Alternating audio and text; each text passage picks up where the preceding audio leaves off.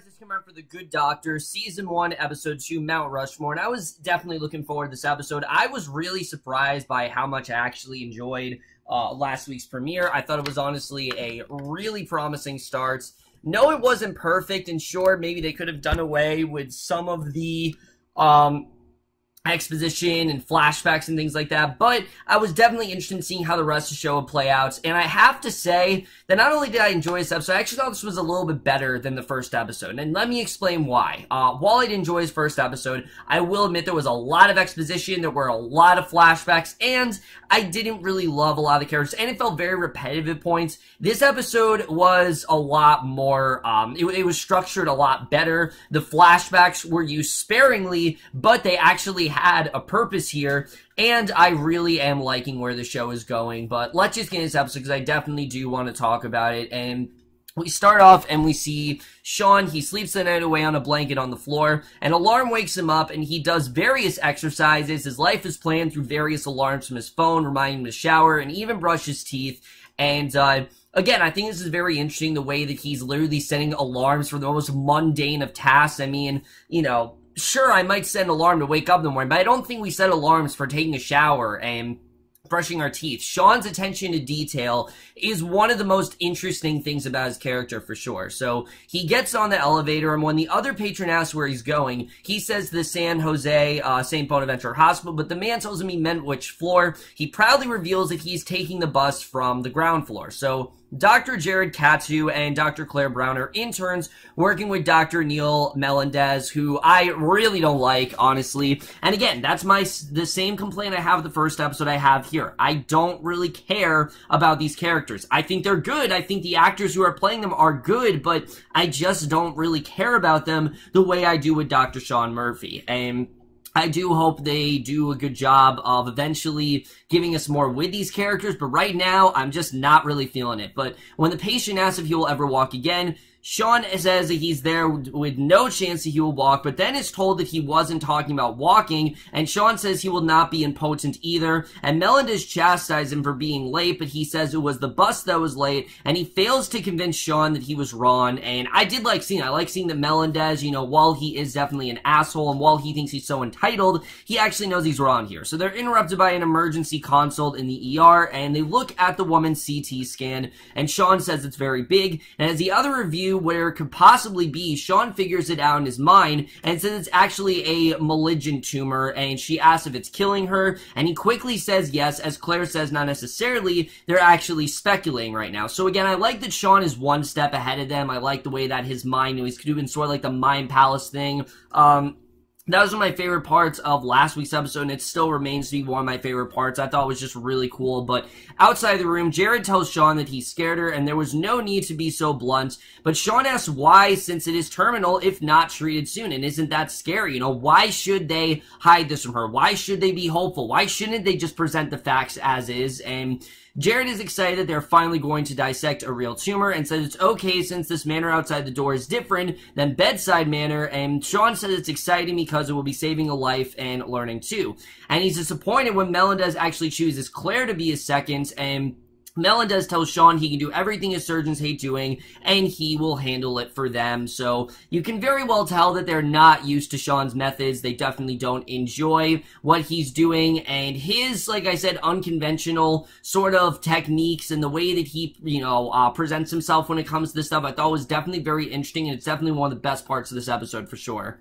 So Sean then chases after Melendez, asking if he is being punished for something, and when he tells him no, Sean accepts that he wants to know why, and Sean says that arrogant people don't need to lie, so this must be a teaching tool, and happily, he leaves to do it all. So Sean, you can tell, is on to him. I mean, while Sean, you know, he may seem a little bit, again, you know, not on the same level, he is very much on him. He knows that Melendez doesn't like him, and he does his work a little too thoroughly, and he won't discharge patients without checking them over himself, refusing to let a patient go who actually came with an ear infection, ordering an MRI, and other tests. So, again, there are things that Sean is doing that's great, but this stuff is a bit concerning. The fact that he's holding them, basically kind of holding them hostage, like he's not letting them go until they check them over, like this is, you know, you can understand he wants to be very thorough about it, but he's a little too thorough. And Dr. Aaron Glassman sees Sean sitting with a patient, and when he asks what he's doing, Sean says he's waiting for her to fart and shows that it would make it more casual. Yeah, this scene was kind of dumb, but I still thought it was fun. Like, again, you're seeing Sean's different methods here, and Aaron is upset that Melendez feels this is the most useful thing he could be doing, but doesn't say anything else other than welcoming him to surgical residency. And you can tell that Aaron, he's just happy that Sean is there, you know, that he appoints him and everything, and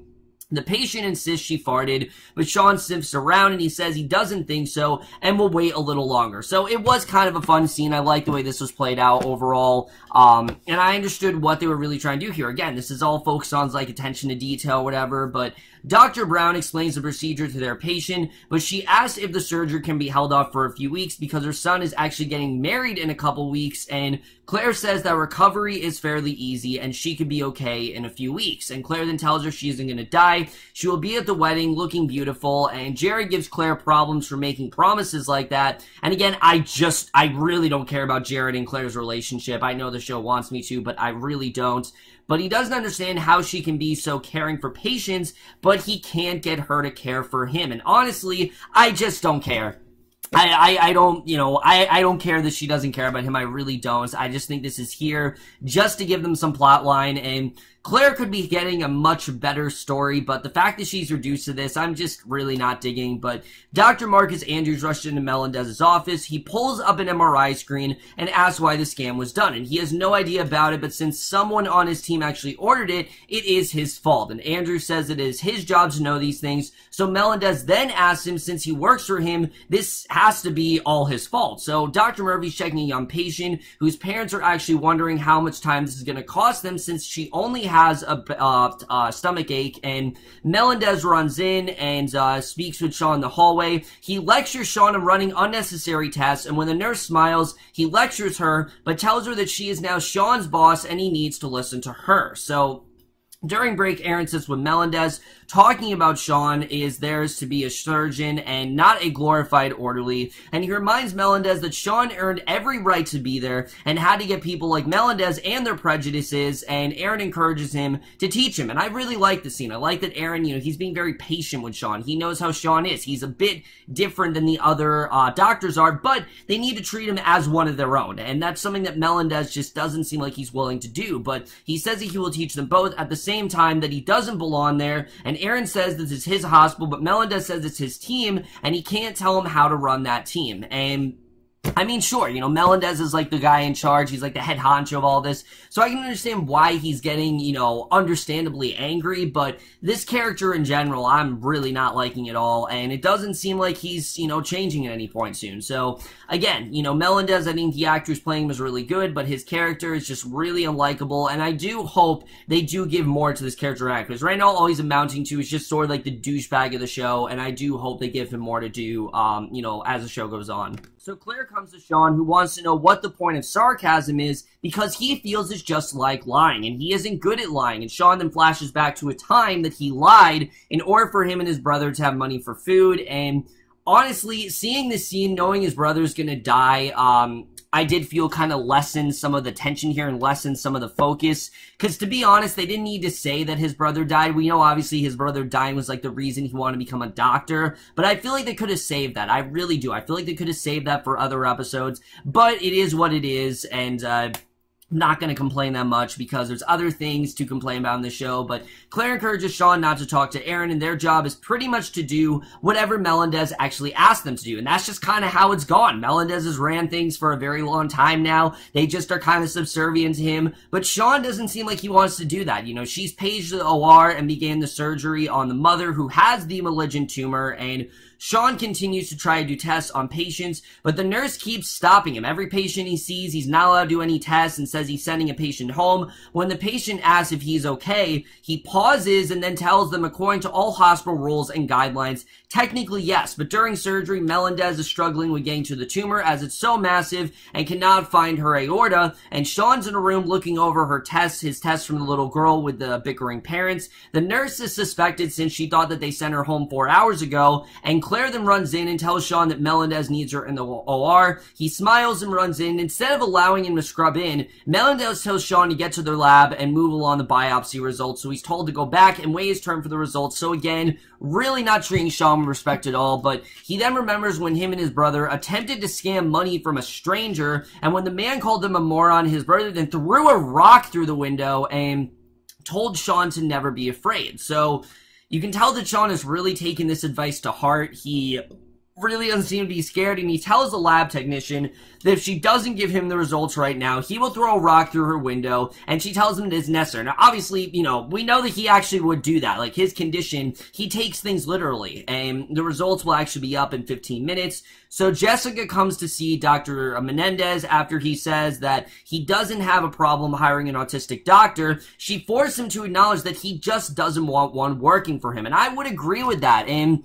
this, to me, was Jessica's sort of like redeeming moment, because I really have not been the hugest fan of this character, especially last week. The fact that she just seems so entitled and annoying. I mean, here I like that she told him, yeah, I mean, you are kind of, you know, upset at the fact that you have to work with him. You're not happy about that at all. And I would agree. I don't think, you know, Melendez wants to work with someone who is autistic. I think that's a known fact, that he's just not into that idea at all. And he's upset that she's accusing him of prejudice, but that's essentially what he's doing. So she sits down and says they need to make this person. She asks him if it bothers him that it looks like he's on the wrong team, and Sean then returns to the room of results. Jared says it sucks, and Claire says she will wake her up, let her know she has 3 months to live, and then palliative care. But Sean begins to visualize everything, saying surgery isn't impossible, it's just difficult. They can remove her healthy left kidney, which is in the way of removing the tumor. He says it's quite possible that she will die anyways, but rushes off saying that he has a boil to Lance, and Claire says it's brilliant, but a terrible idea. So again, you know, in retrospect, it might sound like a good idea, but it just might not work, unfortunately. So Melendez feels the idea is actually insane,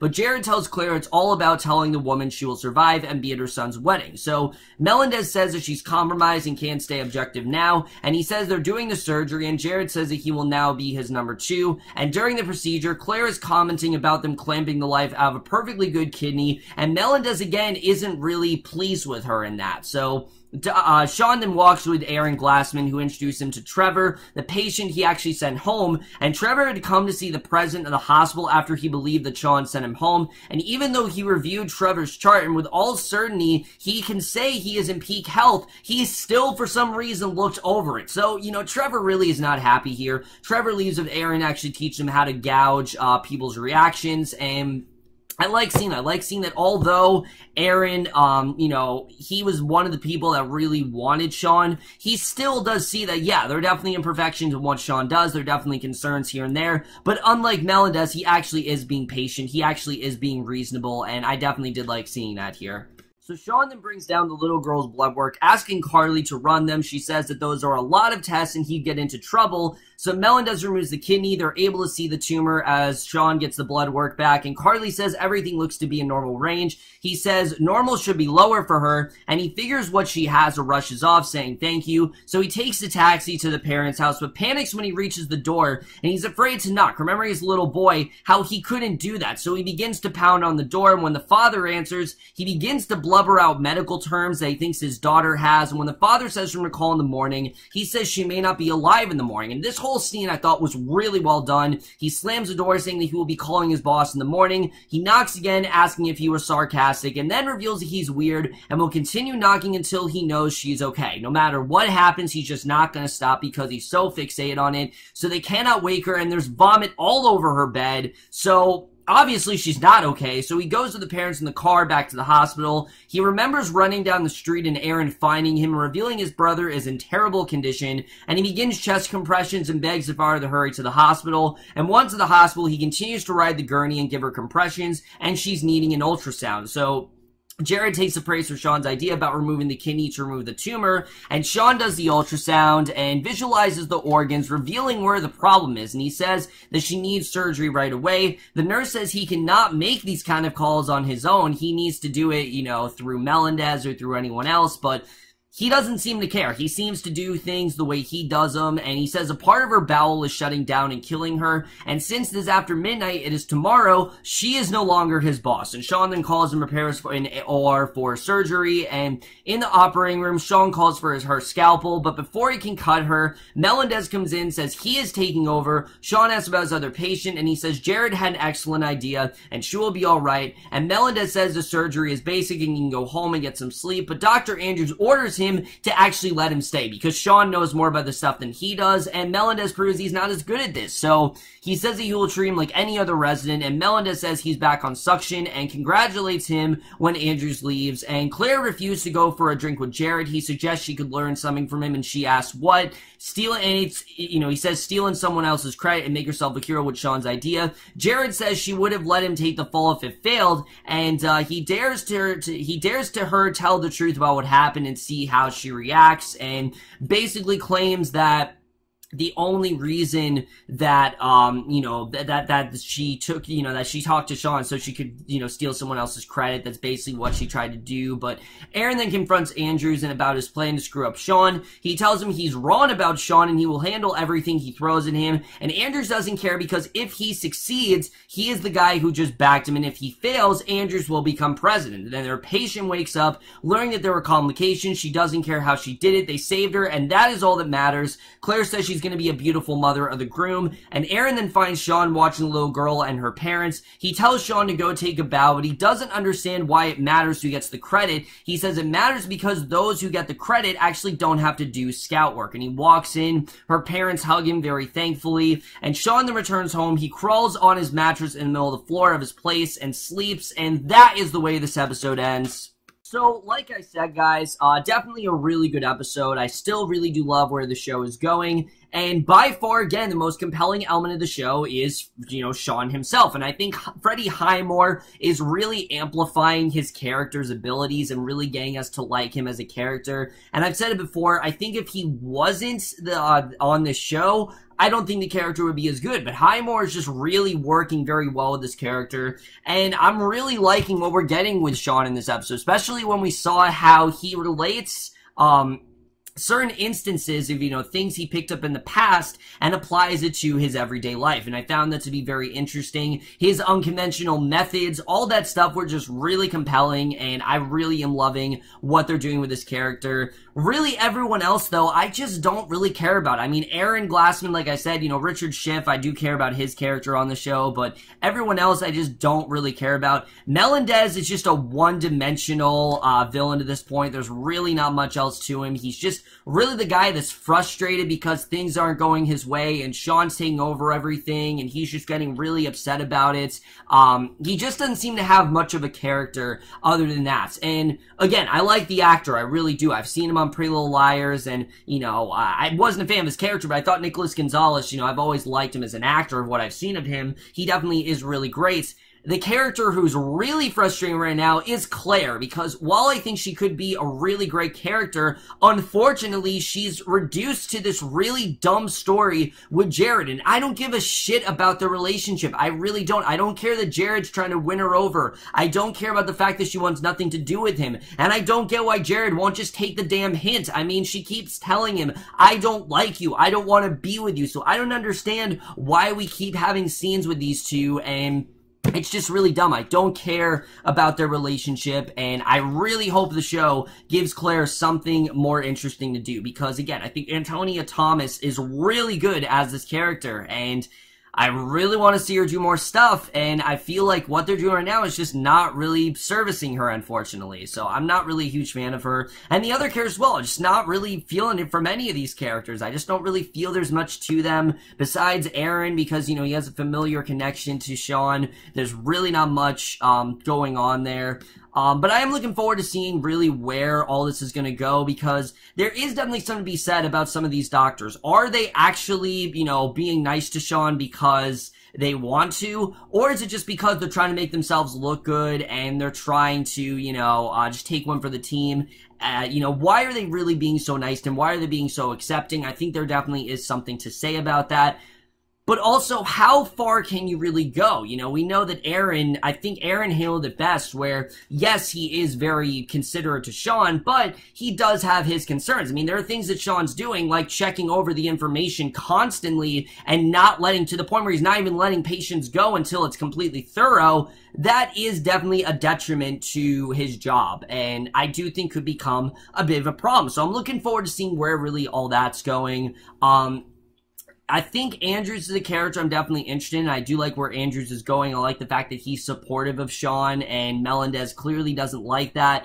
And I do agree with what Jessica said, that Melendez really is just upset because he's not getting his way, and that he, Sean really is the first doctor that doesn't seem like he wants to take orders from Melendez. Everyone else, Melendez has just kind of ran things and they've done what he tells them to do. But Sean is a little bit more, he's a little bit more defiant, and he doesn't really, respond to some of Melendez's orders, and I think that definitely frustrates him. So I do like where that's going. I definitely do like where things are going there, and the case in like the main sort of, medical procedure in this episode, the patient, I didn't really care all that much about, but I did definitely like the scene where he was constantly knocking on that door. And what I liked about this episode, they did not make it about, this was the, medical procedure of the week. It wasn't about that. It was mainly about Sean's ability to tackle something like this, and I do like that the show is focusing on that. And I thought the flashbacks as well were also very strong. I thought they did a really good job with that stuff. So like I said, I definitely am really enjoying the show. It's just really, a lot of these characters are just not really doing it for me, but I do hope the show does a lot more of them. I am definitely confident in how the show is going to be, and I do think the show is going to get a big following. It had a really good ratings in the first episode. I think the second episode as well also had really good ratings, so